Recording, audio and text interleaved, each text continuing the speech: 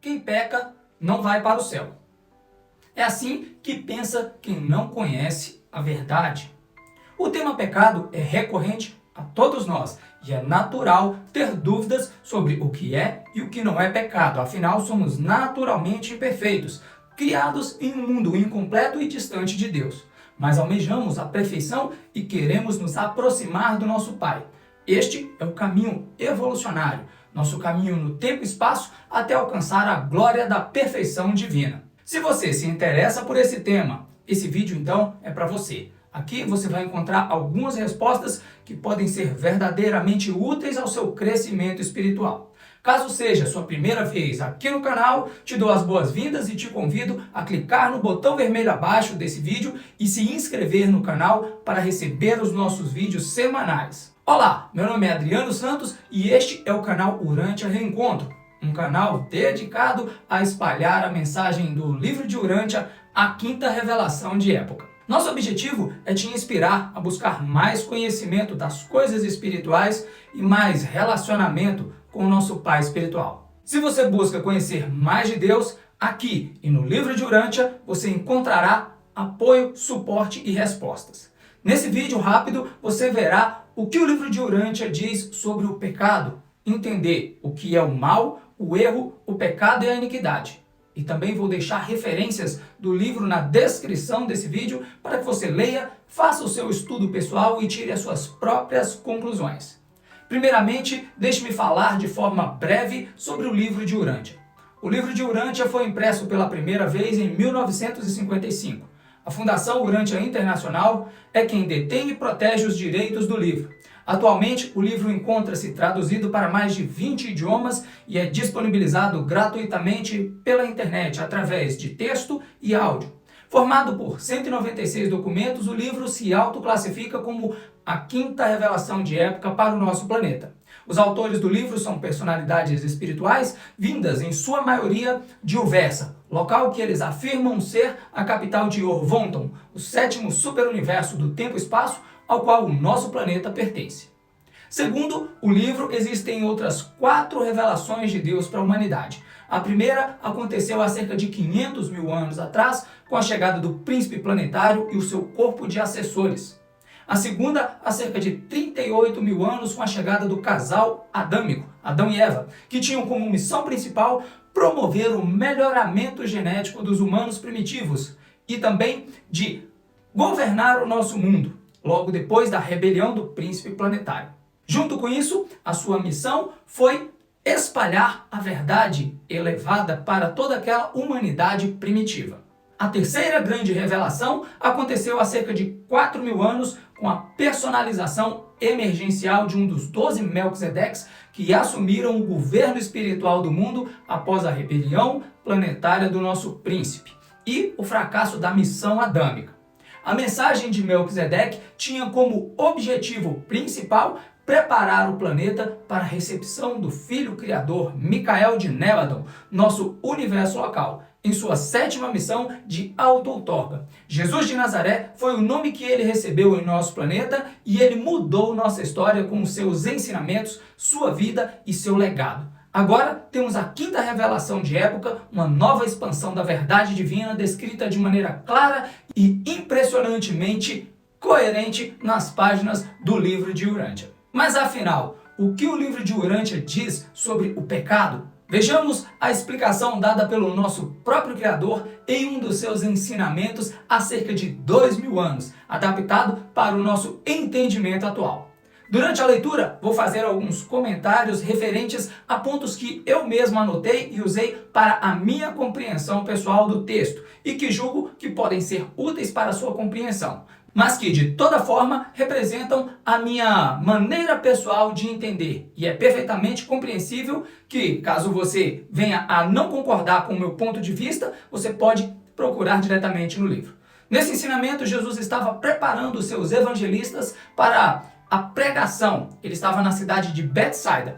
O texto se encontra no documento 148 do livro e ele diz assim: Era hábito de Jesus manter uma conversa especial por 2 noites a cada semana com indivíduos que desejavam falar com ele. Em um certo canto isolado e abrigado do jardim de Zebedeu, numa dessas conversas noturnas em particular, Tomé fez ao mestre essa pergunta: por que é necessário para os homens nascerem do Espírito para entrar no reino?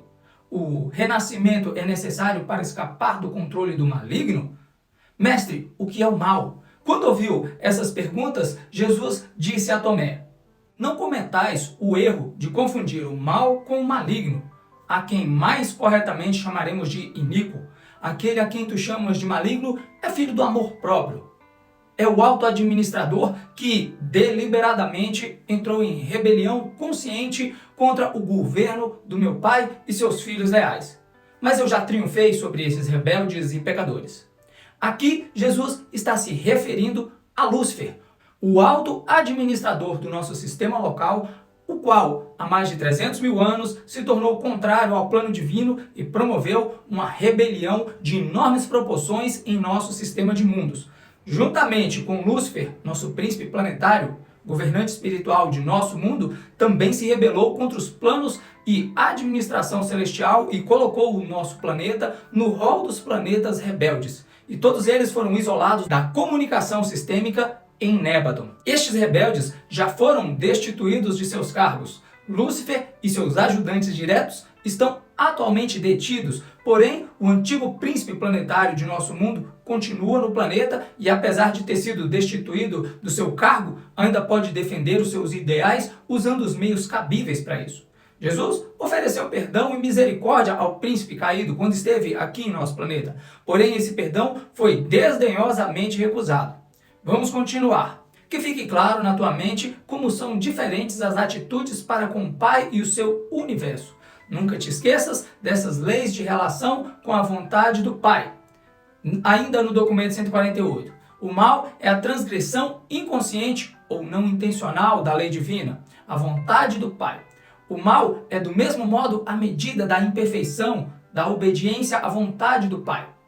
Eu entendo por esse trecho que o mal está relacionado aos nossos atos que transgridem a lei de Deus e a vontade do Pai, que são feitos de maneira involuntária, sem conhecimento, na ignorância ou na inocência do caminho de Deus.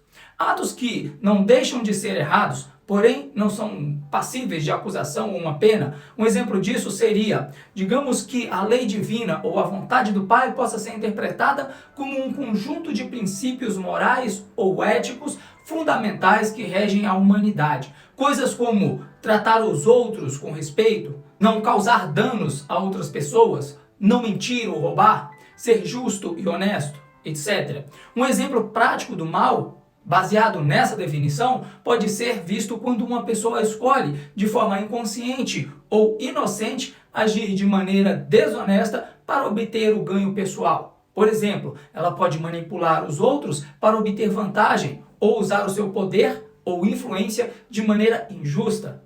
Isso pode acontecer em diversos contextos, seja na vida pessoal, nos relacionamentos, no ambiente de trabalho, na política, entre outros. Nesse exemplo, a pessoa está transgredindo a lei divina ou a vontade do Pai. Nesse caso, o princípio de ser honesto e justo. A transgressão pode ser inconsciente, no caso de alguém que age de maneira desonesta sem realmente entender o dano que está causando. Ou pode ser não intencional, no caso em que a pessoa não pretendia causar o mal, mas suas ações resultam em danos e de qualquer maneira são prejudiciais. No entanto, é importante notar que a compreensão do que constitui o mal pode variar dependendo da interpretação teológica, filosófica ou cultural. Além disso, as circunstâncias complexas da vida real podem tornar difícil determinar claramente o que é certo e o que é errado em todos os casos.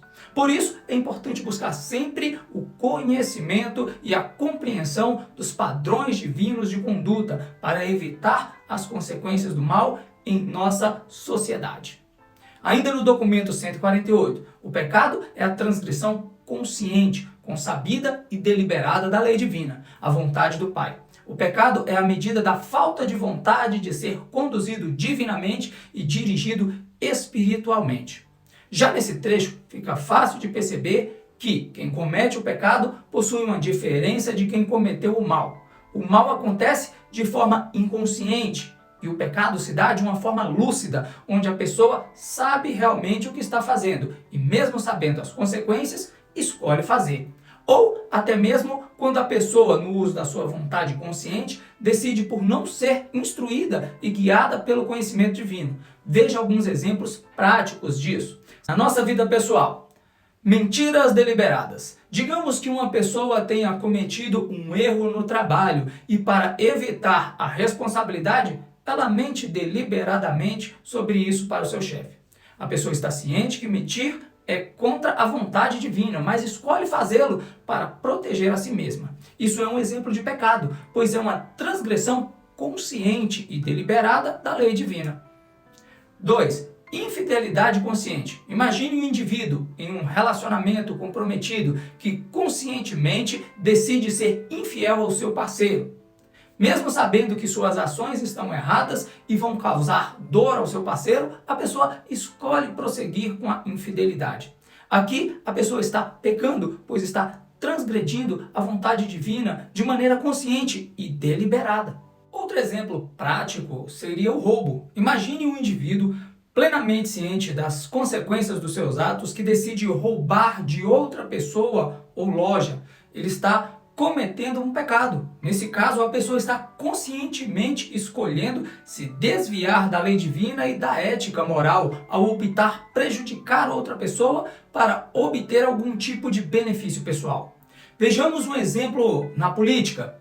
A corrupção deliberada. Suponha que um político esteja em uma posição de poder e use essa posição para se beneficiar pessoalmente, por exemplo, aceitando subornos, concedendo favores políticos em troca de dinheiro ou beneficiando amigos e familiares com contratos governamentais lucrativos. Este político sabe que suas ações são contrárias à lei divina, que é ser justo, transparente e servir ao povo. No entanto, ele escolhe conscientemente ignorar essa lei e seguir de acordo com seus próprios interesses. Isso seria um exemplo de pecado na política, pois é uma transgressão consciente, conhecida e deliberada da vontade divina.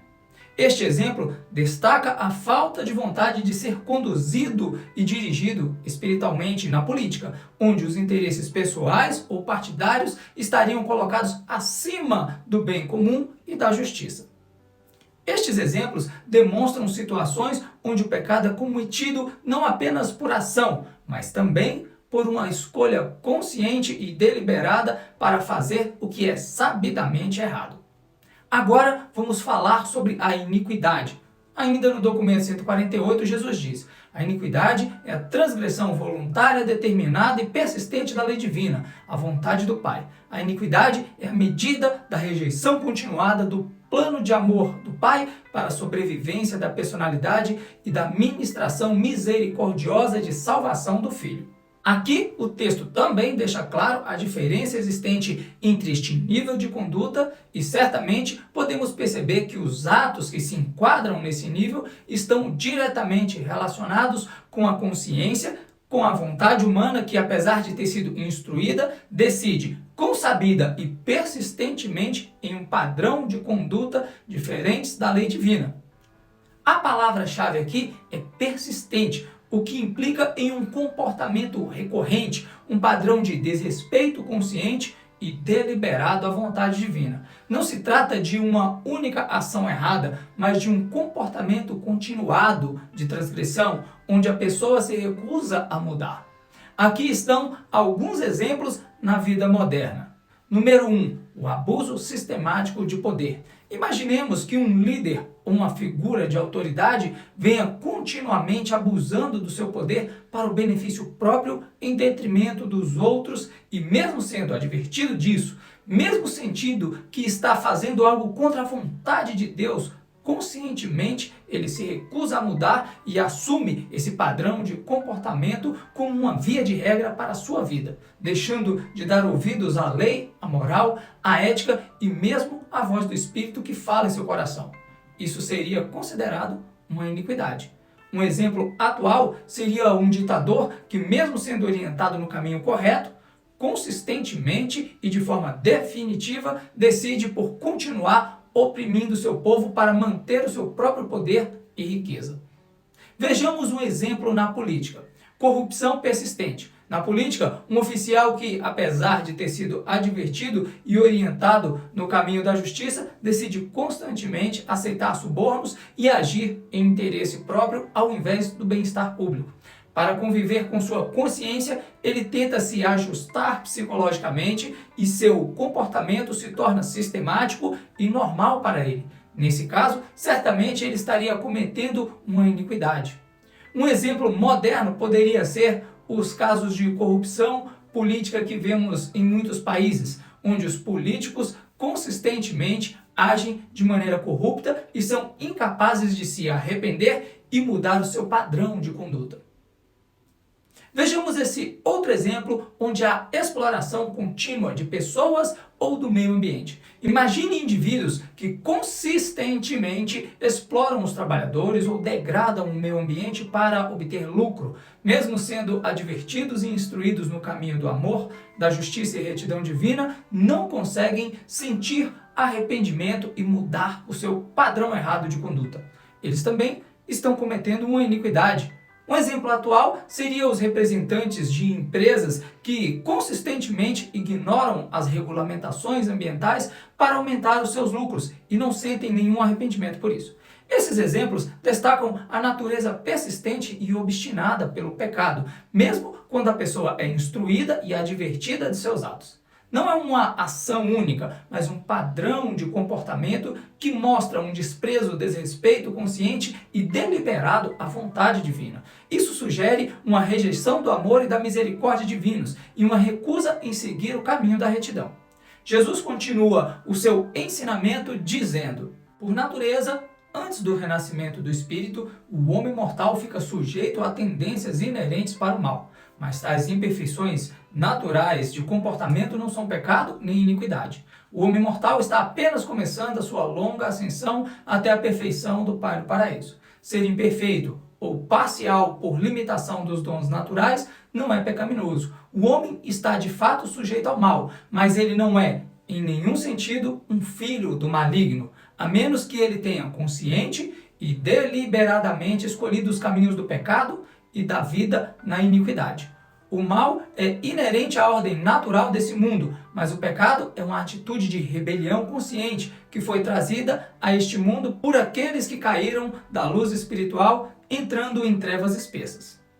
Aqui percebemos Jesus dizendo que o homem natural não é de nenhuma forma filho do maligno. Ele ressalta sempre o caráter consciente e deliberado das ações de uma mente inteligente como a mente do homem. Vemos também que Jesus se refere ao renascimento do Espírito, o qual seria um antídoto contra as nossas tendências naturais ao mal. Jesus continua, sempre no documento 148. Tomé, estás confuso por causa das doutrinas dos gregos e dos erros dos persas. Não compreendes as relações entre o mal e o pecado porque visualizas a humanidade como tendo começado na terra com um Adão perfeito que se degenerou rapidamente por pecado até o estado deplorável atual do homem. Mas por que te recusas a compreender o significado do registro que revela que Caim, filho de Adão, foi para a terra de Nod e lá tomou uma mulher como esposa? E por que te recusas a interpretar o significado do registro que retrata os filhos de Deus encontrando esposas para si próprios entre as filhas dos homens? Nesse trecho, Jesus procura ampliar a visão de Tomé com relação à existência do homem antes de Adão e Eva e mostrar como o entendimento equivocado desse fato pode interferir na concepção do mal e do pecado na humanidade. Fato que, até hoje, nossa religião cristã ainda ignora. Porém, o livro mostra e explica este tema com muita propriedade e profundidade.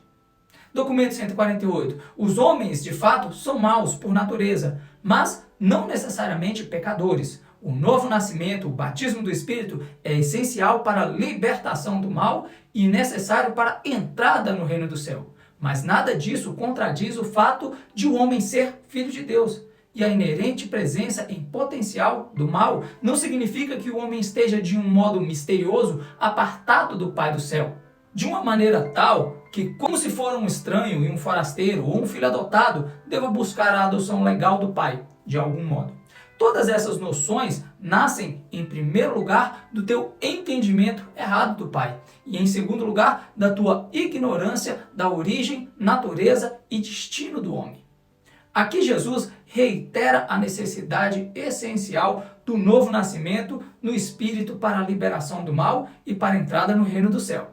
E se você não sabe o que significa novo nascimento, escreva "Quero saber o que é novo nascimento" nos comentários, que eu vou fazer um vídeo específico sobre isso. Porém, Jesus assegura que o homem, mesmo que ainda não tenha renascido no Espírito, não está, da forma descrita em algumas religiões, apartado do amor de Deus, ou seja, um forasteiro ou filho adotado, e que todas essas noções erradas surgem de um desconhecimento da realidade sobre a origem, natureza e destino do homem, descritos no livro de Urântia e explicada de forma bem didática em vários vídeos aqui do canal. Jesus continua: os gregos e outros povos ensinaram a ti que o homem descende da melhor perfeição, tendo caído diretamente no ouvido ou destruição. Eu vim para mostrar-te que, com a entrada no reino, o homem está ascendendo segura e certamente até Deus e à perfeição divina. Qualquer ser que, de alguma maneira, não alcança os ideais divinos e espirituais da vontade do Pai Eterno, é potencialmente mau, mas tais seres não são, em nenhum sentido, pecadores e menos ainda iníquos. Tomé, já não leste isso nas Escrituras, onde está escrito: vós sois filhos do Senhor, o vosso Deus. Eu serei o seu pai e ele será o meu filho. Eu escolhi para ser o meu filho e eu serei o seu pai. Trazei os meus filhos e as minhas filhas de longe, dos confins da terra, e até mesmo a todos os que são chamados pelo meu nome, pois eu os criei para a minha glória. Vós sois os filhos do Deus vivo. Aqueles que têm o Espírito de Deus, de fato, são filhos de Deus. Conquanto haja uma parte material do Pai humano no Filho natural, há uma parte espiritual do Pai celeste em todos os filhos pela fé no reino. Veja que maravilhoso ensinamento de Jesus. Tenho certeza que Tomé ficou muito impressionado com tudo isso que ouviu diretamente do Criador do Universo, Jesus. E hoje podemos ouvir esses ensinamentos e muito mais através das páginas do livro de Urântia. A você que ainda não conhece o livro, deixo o link aqui na descrição do vídeo. E para você que percebeu a realidade e um pouco da profundidade espiritual destes ensinamentos de Jesus, quero te dizer que o Pai te ama e que, para entrar no reino do céu, basta que você deseje e decida em seu coração. Você pode intimamente, em seu pensamento, com sua sinceridade, pedir a Deus que aceite você em seu santo reino e assim começar a sua jornada rumo à perfeição divina. Eu sei que você e todos ao seu redor se beneficiariam com uma decisão como essa. Porém, apesar do meu incentivo, eu também sei que isso deve ser um desejo que nasce de dentro do seu coração. Bom, meus queridos irmãos, é isso. Mais uma vez chegamos ao fim de mais um vídeo. Eu quero te agradecer por sua companhia e interesse. Espero que você tenha gostado desse vídeo de hoje. Nos próximos vídeos, vamos continuar com outros temas muito libertadores e maravilhosos contidos no livro. Caso ainda não esteja inscrito no nosso canal, te faço o convite para clicar agora no botão vermelho abaixo, onde está escrito inscreva-se, e no ícone de sininho que se encontra bem ao lado dele. Assim você fará parte dessa comunidade amiga de fé e será avisado sempre que lançarmos novos conteúdos. Te convido também para deixar nos comentários a sua dúvida ou o que vier em seu coração. Eu procuro dar muita atenção a todos os comentários e a sua participação é muito valiosa. Por fim, e não menos importante, lembre-se de que o Pai Celeste te ama muito e a sua vida é muito valiosa para Ele. Devo te pedir agora que nos ajude a alcançar mais pessoas clicando no botão curtir, compartilhando essa mensagem também com algum dos seus amigos e escrevendo nos comentários a cidade de onde nos assiste. Isso nos dá uma percepção do alcance que a nossa mensagem está tendo. Então, no mais é isso. Deixo a você um grande abraço e te espero aqui no próximo vídeo. Até lá!